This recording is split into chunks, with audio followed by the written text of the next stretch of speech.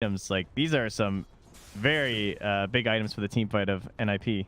It's a good point. Always pointing out that opportunity cost. Anytime you're waiting to get something yourself, you're giving space for the enemy to also get something for themselves. So it's a point well taken. The mech, though, has been picked up. The smoke from LGD.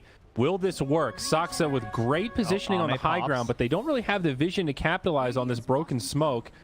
And LGD will actually get a small stroke of luck, and instead of walking into a potential trap, they'll break one smoke and just head back mid and look for another angle.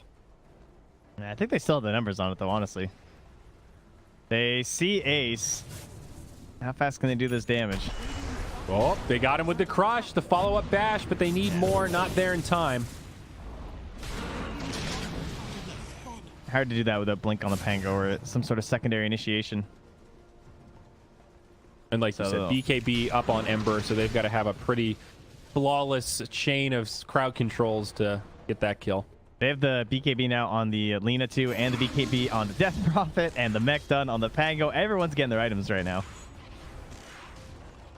Next fight is going to be huge. I mean, it's less than a 1K net worth lead for LGD, so NIP still very much in this game. Next fight will be huge in terms of momentum. We'll see that Roche timer in about 2.5 minutes, so depending on when this skirmish breaks out, Roche could be in the equation. Smoke up now from NIP out of their base. 3's been heavily favoring the Frost Armor this game. You can see he's, again, spamming it out here, just trying to cover Fada and Ace during all their excursions. Smart.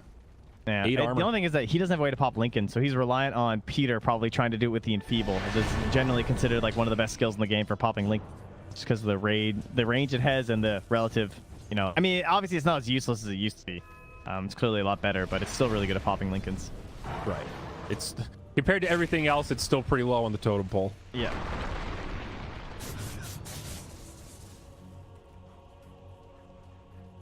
Things quieting down a little bit, though. Both sides realizing what's at stake here in Game 3, being very cautious, kind of hoping the enemy will be the ones to make a mistake.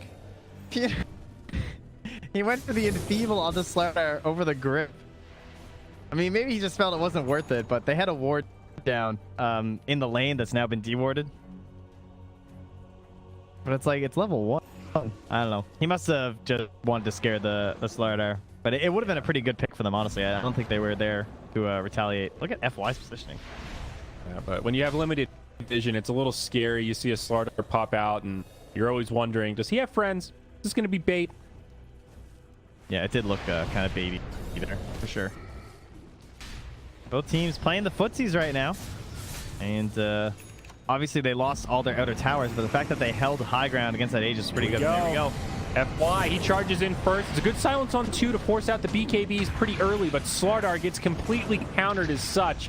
It's not the way LGD wanted to start this fight, and they're going to try to back out, but Chao spies back. Maybe they can reset. Mech used by Pangolier. Now he gets brought down. XM with the Exorcism on, as well as the BKB, trying to do what damage he can. Now it's NIP They're just that are in retreat. out, though. Like, Peter's going to die, but Doom popped the Shadow Blade, Lina popped the Shadow Blade, and they just got out, even with the haze on Lina. So that buyback from the Slardar, obviously it was good, right? Because they forced